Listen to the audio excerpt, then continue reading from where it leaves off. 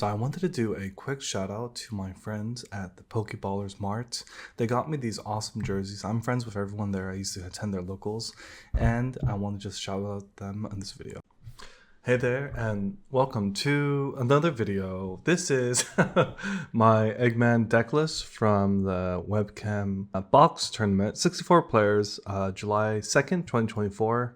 I wanted to play Moria because I feel like people are still sleeping on Moria. Like, his ability is just so good. I know there's leaders that might consider better than him, but I didn't really feel it. I do need to face Lucci more. I lost to a Perona, but in this tournament I went X1, and I will talk a little bit about my deck. So a lot of this deck you've seen before. We have the 4 Absalom, 4 Gecko Moria, 4 Hogback, 4 Sindri, and 4 Perona.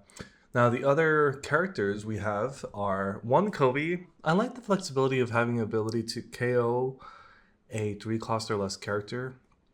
Surprisingly, people don't expect it. They're just expecting Kuzan or Lucci or Absalom to KO a 2 cost.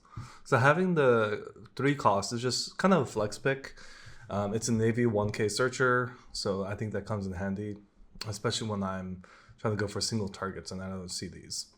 Sakazuki, definitely saw him, definitely played him. He's really good against a lot of people who just calculate their Dawn. They're expecting you to go minus Dawn, then KO their unit. Whereas this, I just get rid of some dangerous bodies like Kid Blocker, like, I don't know, a lot of 5 cost units that are just so dangerous. Tsuru, very nice. Gives me the ability to minus 2 cost as well as 2k counter.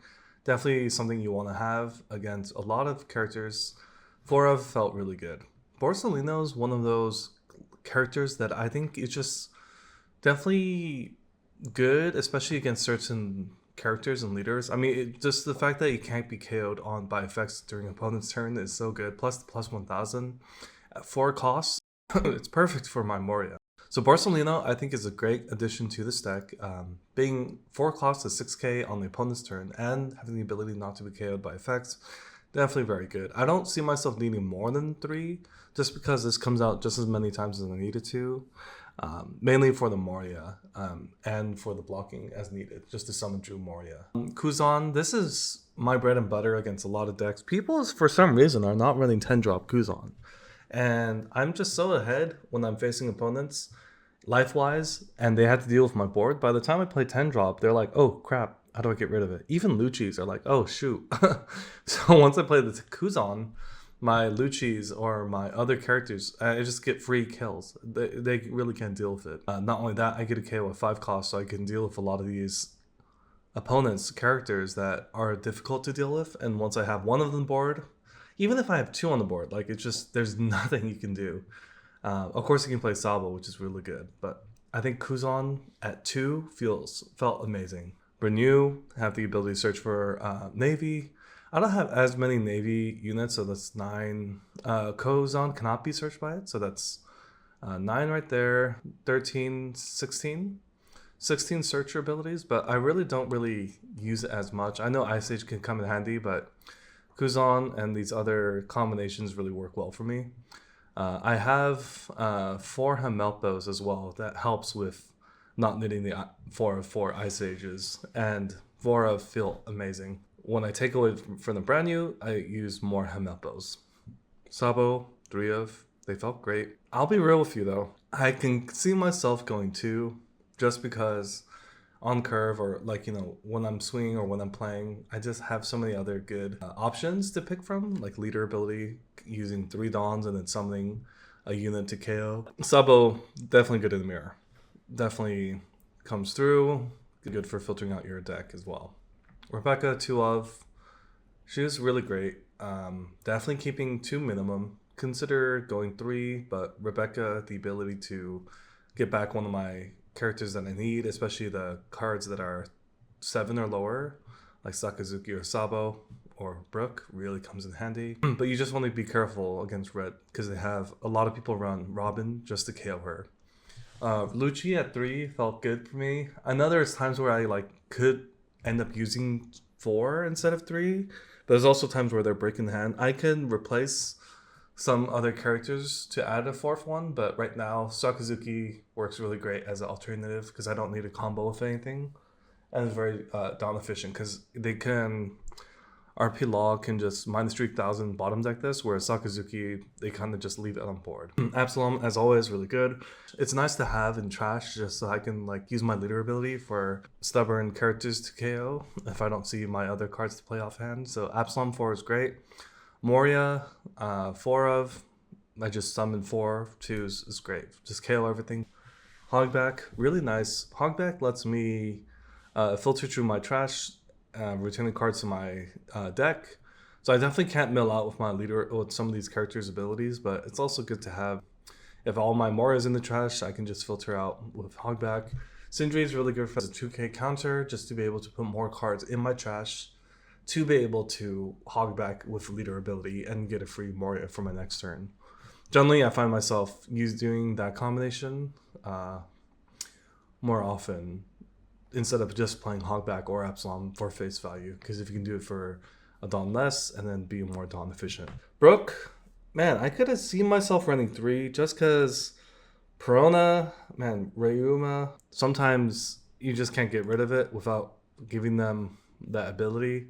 So I can see myself playing Brook, especially for Kikunojo. Those are really dangerous, and Brook can be great for that. Or just on play, getting them to put one of their characters straight to trash without any KO ability is great. So Perona, MVP. I think the combination of 3 Dawn turn, 1 swing, rest 2 Dawn, trash Perona off your hand, or trash a card from your hand, trash 2 from your deck to play Perona and make the opponent not only discard a card but then take your attack is detrimental. A lot of people might have 2Ks, but it doesn't matter if I have Perona. It forces them to get rid of their good cards or their counters more so than they'd like. So Perona 4 of, amazing. If I could make a deck around her, I would, but this deck feels really good for Perona. Hamepo's at 4. There's so many times where I can just easily play Hamepo and then just KO units with all these on-play abilities or with my leader ability. Not a lot of cards are safe against Hamepo, especially being a -3, and I don't have to get rid of a -2 2k counter to reduce their cost. But also I get to summon him with Moria, and it feels great. Ice Age at 3 felt good. Most of the time when I'm facing big monsters, I'm so ahead or so aggressive that by the time they play big monsters, I can get rid of one of them, but I don't really need to get rid of the second just because I'm just swinging so much. And this could even be against like NL players or all sorts of big body players. It's just because I have the ability to KO their units fast or be the aggressor, I don't really see this as much. Now, keep in mind, if another player has on-curve Moria plays a lot more Morias than me, is dominating the board, like Perona could definitely do some numbers because she can rest my units, make them targets for, Ryoma, and then like suddenly they play their 8-drop and 8-drop. That's when I'm kind of like curious about this structure that I have. But at the same time, like, you don't want to brick. And sometimes if you see people use -5k cost, -5 cost on a character that's 4 cost just to be able to pop it. So Hamepo's more likely, more comforting. I say just there. All in all, let's see, 1, 4, 6, 9, 11, 15, 19, 23 1Ks, which feels amazing. 4, 8, 12 Ks, which I think is plenty. Sure, I might be kind of close because I know a lot of Morias play a lot more counter, but just the amount of 1Ks I have, the filtering, the draw ability, I have enough there.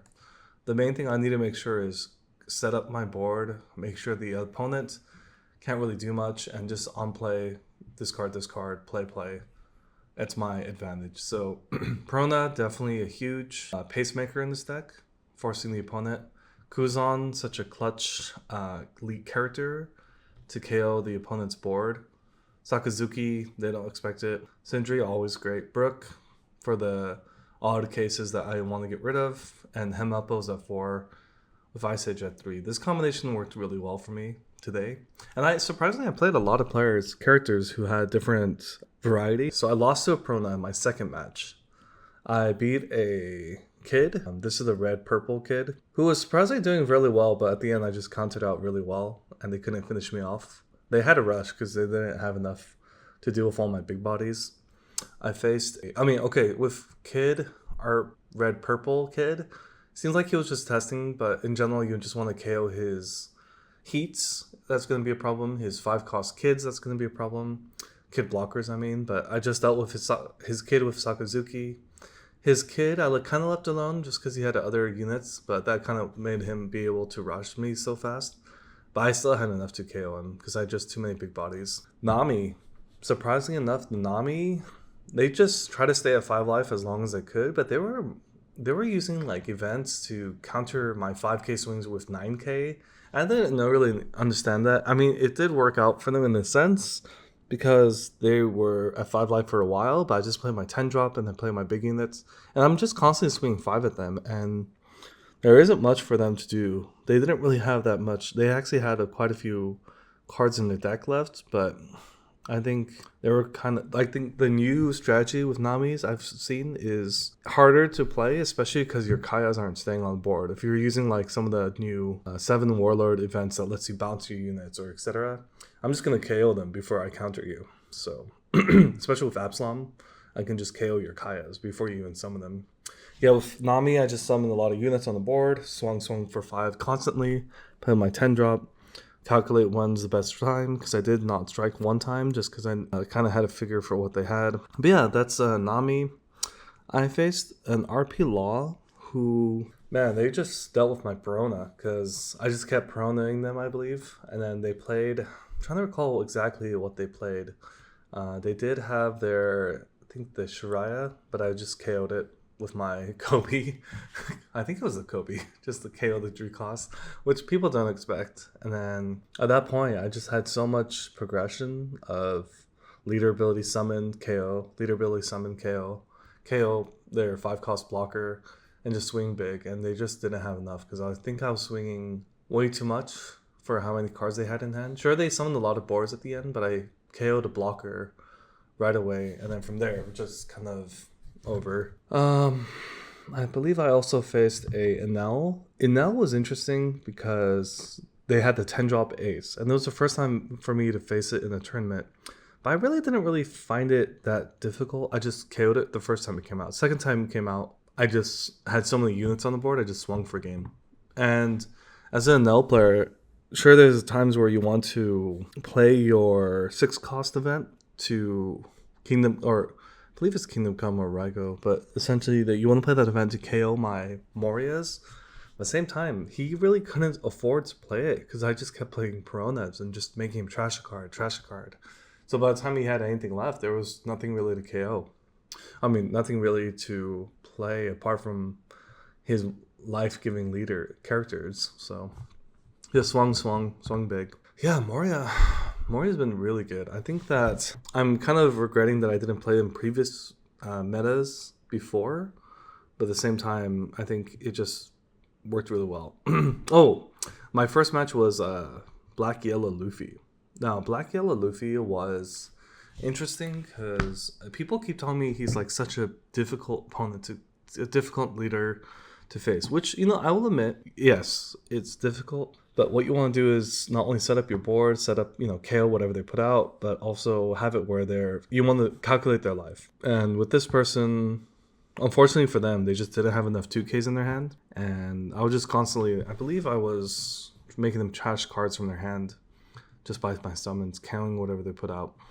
There was a point where I believe they had a Sabo blocker and then like ace rush. So I just countered out the ace, swung big, and then I believe he blocked, but eventually I just had a point where I could just KO any of his units, including, I think I did Sakazuki against his ace. So if anything, I should probably put more Sakazuki in here, but because it's just such a good number for me before my Moria or if on my 7th turn, because I can also Ice Age Sakazuki or Tsuru Sakazuki, which is great. But yeah, those were the people that I faced. I did lose to the Perona, who had Ryuma out and just kept resummoning them. They had 8-drop Moria, and I didn't really see enough there to do much. But the Ryuma makes me want to play Brook. And I guess for matches like that, I should have... At the end, I was kind of playing a little aggressive because he had about 2 life left. I had like 4 swings, so I swung. And at the end, he countered out my last swing. I was a little desperate in that matchup, so I need to get better at the Perona matchup. But all in all, for this deck, I don't know, I felt really good. Like, Moria is so consistent and just I feel like I'm building a deck for OP06, but this is OP07 now. And even against the OP07 cards, I mean, perhaps it's because it's too early. I didn't really feel threatened. I felt really comfortable, and I'm still getting used to this deck. But hopefully, this is a deck that might help you. And I'm looking forward to playing something like this in the PPG case tournament this next weekend, and getting some practice in various other case tournaments like Crossing Collectibles I have, and then like the case tournament for PPG.